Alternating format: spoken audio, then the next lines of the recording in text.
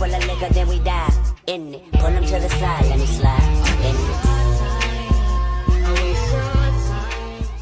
Alrighty. SmackDown for April the 4th. CM Punk opens in his hometown of Chicago with a very nice promo. Basically, his theme was, I'm not supposed to be here, and I believe he was speaking about overcoming obstacles in life and stuff. I guess you could say he was wrestling with life, and he was also talking about his life in wrestling. Anyway, it was a nice promo. Paul Heyman interrupts. He wants to know what the favor is that he owes, and CM Punk leaves him hanging. The first match was with Nathan Frazier from NXT versus the debut of Rey Fenix, which was very good. I wish he could have had his debut with Ricochet, even though Ricochet left. I wish he could have came back for this, because they had some great matches in Lucha Underground, with Ricochet being Prince Puma, and they had some great matches. Anyway, Rey Fenix won. Next match was LA Knight versus Tama Tonga. LA Knight got the L on that one. Backstage, Paul Heyman, I guess he's waiting on Tribal Chief. He pretty much just agrees and says yes to CM Punk's favor without even hearing it. That comes back to bite him in the ass later in the show. Tiffany Stratton and Charlotte Flair has a face-to-face, and it was very ugly, but Tiffany actually won that one though. She left Charlotte looking like a fool, actually. She was grasping straws in the wind. She's supposed to be the queen of cool, but she wasn't cool there. Next match was Motor City Machine Guns versus DIY for the #1 contender for the championship, tag team champs, for the tag team championship. Motor City won that. Next match was B-Fab with Michin in her corner versus Naomi. And out of nowhere, Jade Cargill comes in and she sneaks attack Naomi before the match. And then she sneak attack her again after the match. Somehow or other, though, Naomi won. Kevin Owens comes out to cut a promo to talk about his neck surgery that was coming up, so he can fight Randy Orton at WrestleMania. Randy Orton comes out, and Nick Aldis tells him that he has no match for WrestleMania, and Randy gives him the RKO. That's very funny because it was a callback. Some months ago, Randy was fined. I believe he had punted somebody. He got fined for it. He was paying Nick Aldis. He paid him double. And when Nick asked him about it, Randy told him it's for the next time. And I believe people forgot all about that. And if this was that next time, I mean, very he smart. for it. Yeah, because that was so long ago. I didn't even remember that until I had to think about it. Next match was the last man standing match with Braun Strowman and Jacob Fatu. It was predictable. You knew Jacob was going to win that. And then Roman Reigns comes out to cut a promo. He was asking about the favor. He asked for CM Punk to come out and tell him what that favor is. But Seth Rollins comes out instead. And after updating each other, CM Punk comes out. He tells what the favor is. The wise man going to be in his corner. And the wise man didn't turn him down, which surprised Roman. But not as surprised as that attack that CM Punk gave him from behind. And that was SmackDown. Now Raw for April 7th. show opened up with the contract signing of Rhea Ripley, Bianca Belair, and Io Sky. And then after their little argument, discussion, they pushed Io to the curb. She wasn't having that, seeing that she's the champion, so she drop kicked both their asses off the top rope in one swoop. First match was Lyra Valkyria versus Bayley for the Intercontinental Championship. Lyra won. Next match was LWO versus American Made with El Grande Americano as the third man. American Made won due to the cheating of El Grande with a loaded mask. I've never seen that before, but that's something that they do down in Mexico a lot, from what I understand. Put a little bar of metal right up inside your mask and headbutt somebody.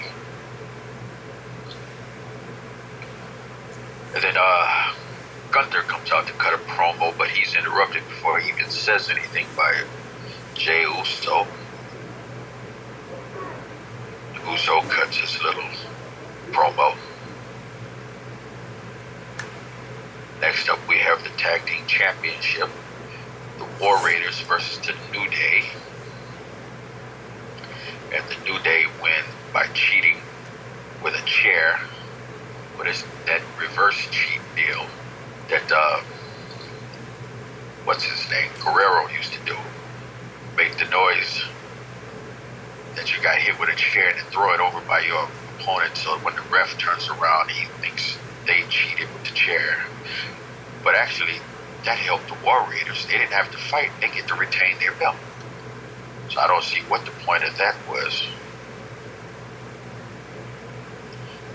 And then we have the match between Penta and Dom Mysterio.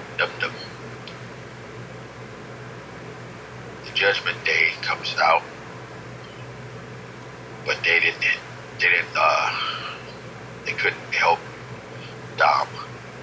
Penta still won the match, and then they jumped Penta. And then, of course, Braun Breaker comes out, and he levels everybody, even Penta. And then at the end of the night, we have Paul Heyman cutting a promo on loyalty. His loyalty to CM Punk and his loyalty to Roman Reigns. Seth Rollins interrupts. And he attacks Paul. CM Punk comes out to make the save, but he gets stomped out by Seth. And Paul almost gets stomped out, but he moved out the way. Seth tells him, "Now you owe me a favor." And that was Raw. Okay. Right. Since we're talking about Seth Rollins and their whole thing right now, last night, I don't know if you know who that comedian was. There was a comedian, I forget his name,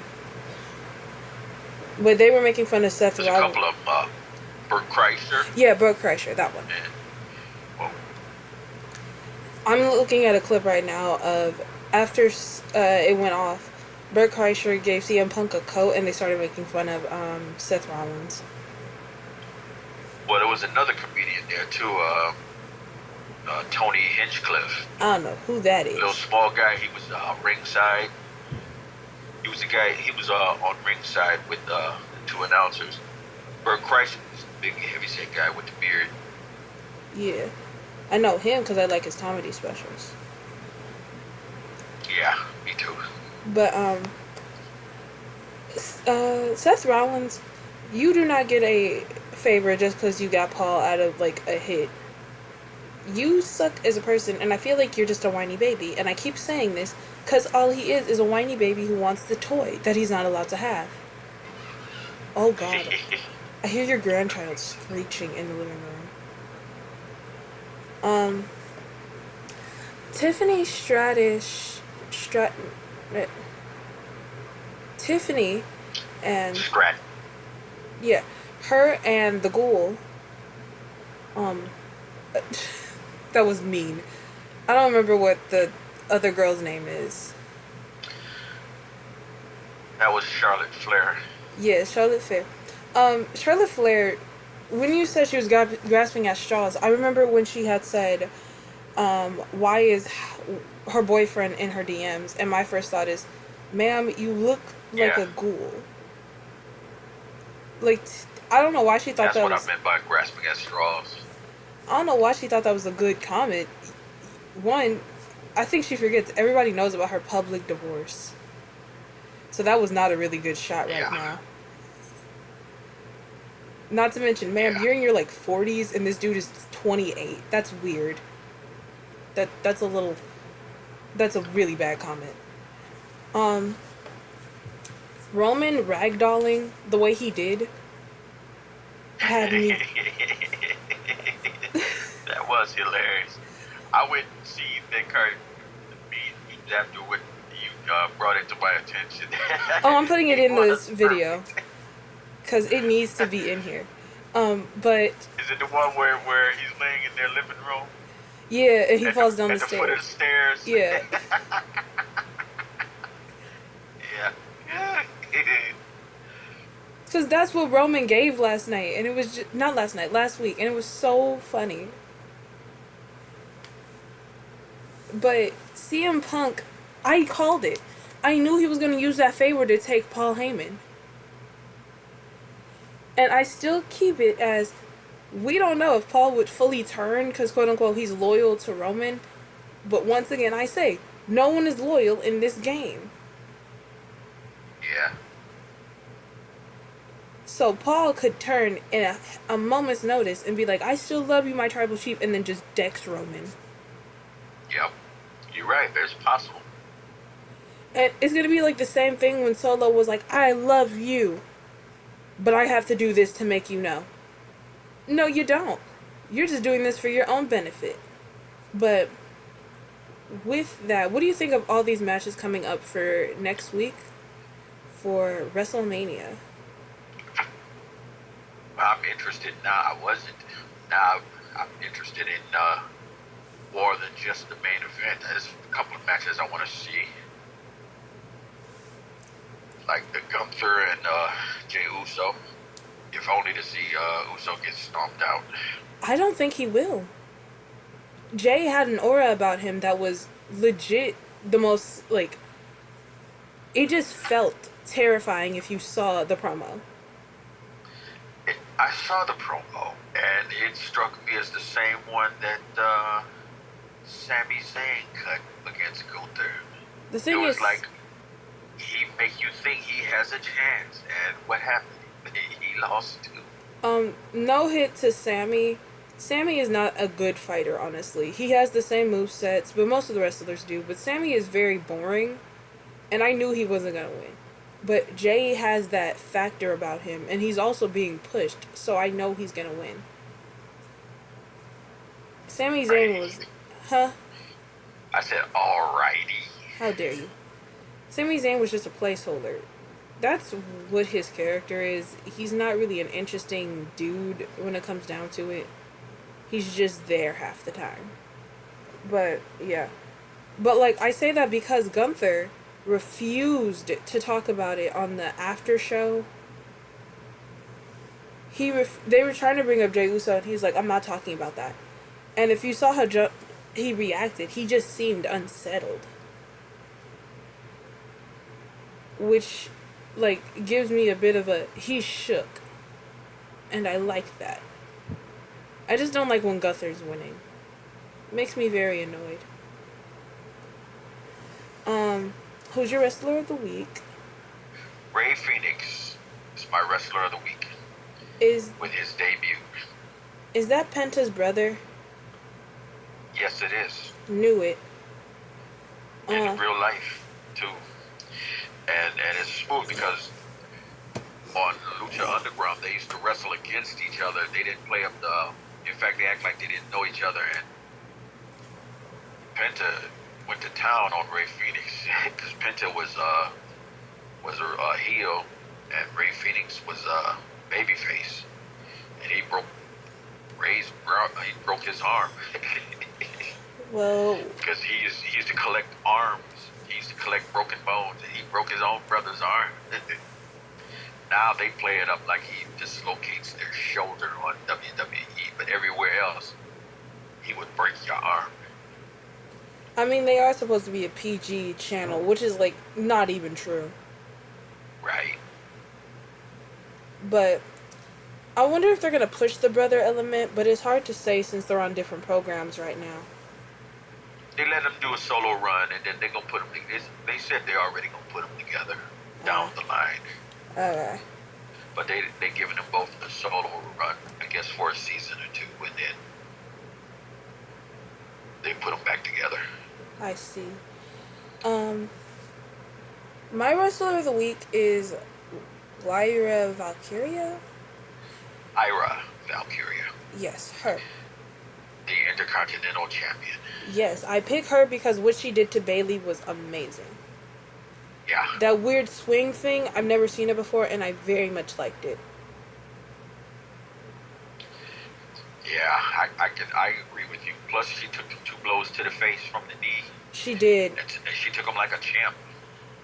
She really did, so she gets that for her. What is it?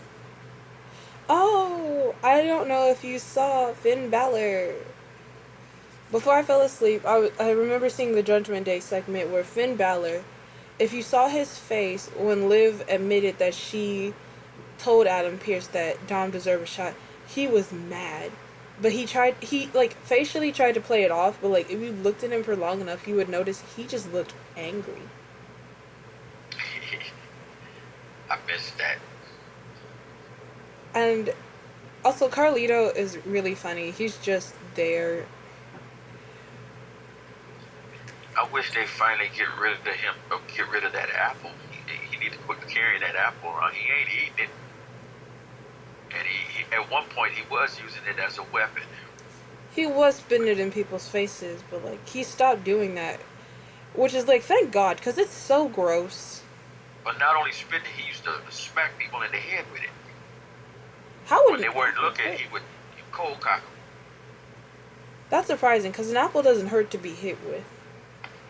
It depends on how you do it. Yeah. You hit somebody in the temple with anything, it's going to hurt. I mean, maybe not in the top of the head or in the back of the head. If you hit somebody in the temple with it, that's your tender spot. Ah, I see. Liv Morgan, not Liv Morgan. What is her name? Rhea Ripley. Rhea Ripley and the other girls right now. Oh yeah. Yeah, I think Rhea just whined her way into WrestleMania. But I think they only did that so she could. She did. Either she's gonna get her title back or they're gonna give it to Bianca Belair. I do not see it as Io Sky keeping it. The way I see it, Bianca and Io are both like baby faces. Rhea is like in between, so it's not that difficult of a jump if she decides to turn heel, just in order to get her belt back. And then it makes it that much more exciting if Bianca decides to turn heel. It'll be that much more exciting, you know. So it gives it, you know, it adds to the drama. Yeah, I see what you're saying. Are there any more matches you're excited for WrestleMania? Let's see. I have to think. I want to see John Cena get the absolute shit. Oh, I forgot all slapped out about of him. him. Yeah, I want to see them how they gonna play that out. I just want to see them get beat up. The Rock come in. But okay, now that I'm thinking about it, with that, does Roman know what's going on? And I'm sure he do, but he got his own troubles right now. Yes, but, like, how are they going to play into the Big Dog story? Because that's what they're going to do for SummerSlam is Big Dog versus the quote-unquote matriarch. Which is, like, The Rock is not the matriarch. Let's all be honest here. He barely shows him face on... Matriarch is the mother. Oh, the patriarch. just called the man a mommy. Oh God, I hate you. But let's be honest, The Rock is not that big of a deal as he like seems. Like, yeah, he's like, oh, it's The Rock. He's the blah de blah The Rock, but he's not as scary as he used to be. Not to mention, he can't do half of his moves anymore because he's so old, and he needs to not hurt himself. And also, you're really not the face. Like I said about John Cena, you were not the face of the company. I don't know why these old wrestlers keep coming in trying to be like big and bad. I like when you do cameos, like when we randomly see the Undertaker every once in a while, but not you trying to get your glory days back. Because it feels like they're just grasping at straws for a storyline. But I get people want to also see The Rock versus Roman and see who will win that fight. But I'm so sure they're going to give it to The Rock because that's what The Rock is. He's the dude they give everything to because he deserves it, quote unquote. And I don't appreciate that. Well, you're looking at it as a wrestling fan. You got to look at it as a business move. Him being there is drawing all kind of people in that don't normally watch wrestling. True, but that is how they're They losing. see he's there, and then they want to come see what it's about. And before you know it, that's a million more viewers. Yeah, but them doing stuff like that is losing more than they think because they're also starting to make ticket prices way more expensive for casual fans who are rich and not dedicating themselves to people who have been here for years and like actual dedicated wrestling fans. They're doing it for people who are novelty, and it's hurting more than it would help in the long run. Like, yeah, it looks good in the money making perspective now, but when you start to realize, hey, ticket sales are going down because these people are no longer interested, it's not good as a business standing, you know? That's Well, your opinion. that's true.